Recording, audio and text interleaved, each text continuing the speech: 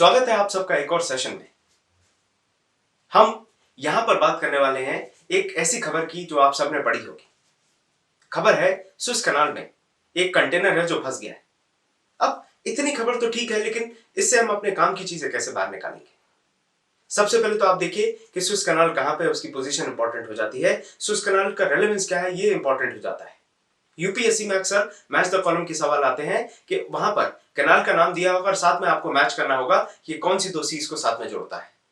मैं Panama canal की बात करूं तो इसका जवाब आप मुझे कमेंट बॉक्स में देंगे। आप मुझे बताएंगे कि पनामा कैनाल कहां पर किन दो ओशंस को जोड़ रहा है। सुएज कैनाल की बात करें तो वो मेडिटेरेनियन सी को और रेड सी को जोड़ता है। मेडिटेरेनियन सी और रेड सी को जोड़ने वाला कैनाल सुएज कैनाल बन जाता है। क्या सुएज कैनाल हमेशा से था? क्या ये नेचुरल है? तो मैं इसका जवाब आपको दे दूं, 1869 में इसको बनाया गया था। इसको बनाने का सीधा मुख्य कारण यह था कि अगर आपको कोई भी चीज एशिया से होते हुए अगर यूरोप तक पहुंचानी है तो उसके लिए आप एक रास्ता जो यूज कर सकते हैं वो है लैंड का, जिसको हम सिल्क रूट भी कहते हैं, और दूसरा रास्ता जो है वो शिप का है, जिसमें आप रेड सी से होते हुए जाते हैं। बीच में आपको एक पैच ऑफ लैंड पड़ेगा। उस पैच ऑफ लैंड में सारा सामान जो है उसको आपको जो भी लैंड में ट्रांसपोर्ट होते हैं, चाहे वो ट्रक हो सकते हैं, चाहे वो गाड़ियां हो सकती हैं, उस तरीके से आपको उसको सेटल करना होगा। उसको फिर दूसरे छोर पे ले जाके फिर आप मेडिटेरेनियन सी में किसी और जहाज में उसको रख के ले जाएंगे। 1869 से पहले ट्रांसपोर्टेशन की यही कहानी थी।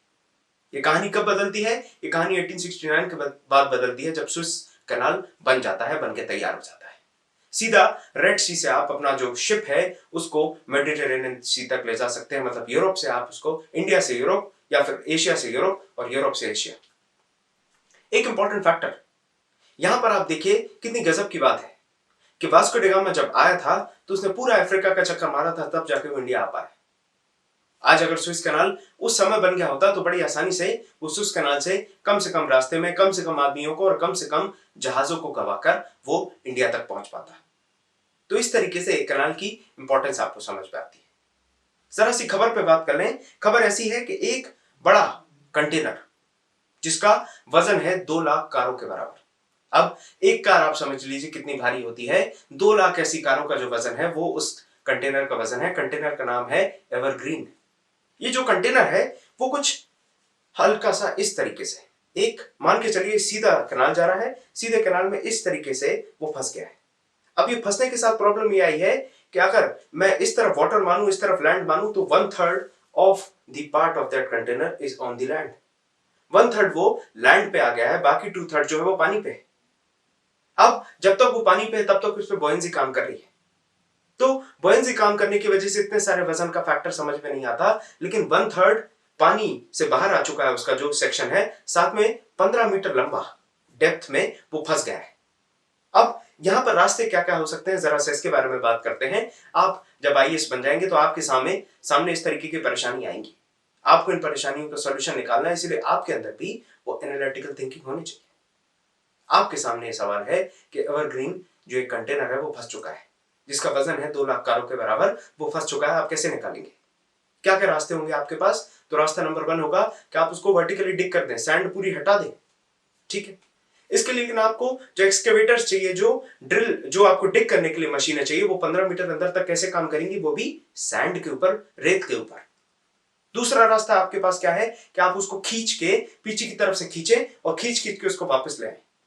लेकिन यहां पर काम करेगा फ्रिक्शन, यहां पर स्टैटिक फ्रिक्शन काम कर रहा है, बुयांसी नहीं। इसीलिए जो अमाउंट ऑफ फोर्स रिक्वायर्ड है उसको खींचने के लिए वो लगभग 80 जो ट्रॉलिंग शिप्स होते हैं, जो खिंचाई का काम करते हैं, टोइंग का काम करते हैं, 80 टोइंग शिप्स लगाने की जरूरत पड़ेगी।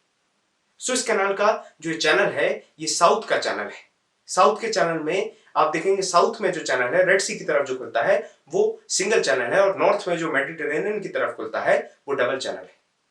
सिंगल चैनल होने की वजह से इसमें इतनी जगह नहीं है कि 80 टोइंग शिप्स को आप ले सकें, 80 टोइंग शिप्स का आप वहां पर यूज कर सकें। तो इस वजह से वो फंसा है। अब फंसे होने के क्या कॉन्सिक्वेंसेस हैं, क्या रेमिफिकेशन है, देखें तो जो नॉर्थ से ट्रैफिक आ रहा है, जो नॉर्थ से कंटेनर आना चाह रहे हैं, वो नहीं आ सकते क्योंकि वो साउथ में नहीं जा पाएंगे, और जो साउथ से नॉर्थ जाना पड़ रहे हैं वो भी नहीं जा पाएंगे क्योंकि बीच में ही रास्ते में चोक हो गई है सिचुएशन। यहां पे एक और बात समझने की जरूरत आपको यह है कि मान के चलिए भविष्य में इस तरीके की परेशानियां अलग अलग कैनाल्स में आती हैं, तो उन परेशानी को सॉल्व करने के लिए क्या क्या तरीके लगाए जा सकते हैं, क्या हमारे पास वो प्रॉपर मशीन्स, मैकेनिज्म्स अवेलेबल हैं, वो प्रॉपर टेक्निक्स अवेलेबल हैं कि इतने बड़े बड़े कंटेनर अगर गलती से पलट जाते हैं, फंस जाते हैं, या इस तरीके की चीजें ऐसे पॉइंट पे होती हैं, बॉटल नेक्स पे होती हैं, चोकिंग पॉइंट्स पे होती हैं, तो हमें क्या करना चाहिए? इसके ऊपर भी आप सोच सकते हैं, क्योंकि प्रीलिम्स या मेंस, प्रीलिम्स में सीधा सवाल आ सकता है मैच द कॉलम में कि कौन कौन सी सीज को कौन से कैनाल ज्वाइन करते हैं, और मेंस में सीधे सवाल आ सकते हैं स्विस कैनाल के इंपॉर्टेंस के बारे में, या फिर जो कैनाल से शिप ट्रांसपोर्टेशन हो रहा है उससे भी कहीं ना कहीं आप चीज को जोड़ सकते हैं जब आपसे ट्रांसपोर्टेशन की बात करी जाए तब। तो ये चर्चा हमने की।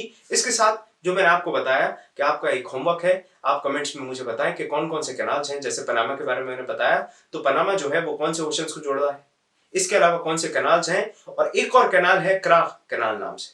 क्रा कैनाल पे जो प्रोजेक्ट चल रहा है, क्रा कैनाल जो चाइना के लिए बहुत इंपॉर्टेंट है, उसके बारे में जाने कि आखिर वो इंपॉर्टेंट क्यों है, उसके क्या रेमिफिकेशन है, क्या उसके अप्रोच है, उसके बारे में जाने। तो ये थी हमारी डिस्कशन स्विस कैनाल के बारे में। उम्मीद करता हूं आपको छोटा मोटा आइडिया लग गया होगा कि आखिर सिचुएशन क्या है और सिचुएशंस के क्या रेमिफिकेशंस हैं। यूपीएससी पॉइंट ऑफ व्यू से हमें कितनी जानकारी चाहिए वो भी मैंने आपको बता दिया है, क्योंकि हर खबर हमारे लिए इंपॉर्टेंट जब है जब हम उसको यूपीएससी के चश्मे से देखें, क्योंकि हमारा टारगेट है यूपीएससी क्रैक करना। तो ये था हमारा डिस्कशन। मिलते हैं आपसे अगले डिस्कशन में, तब तक के लिए बहुत बहुत धन्यवाद।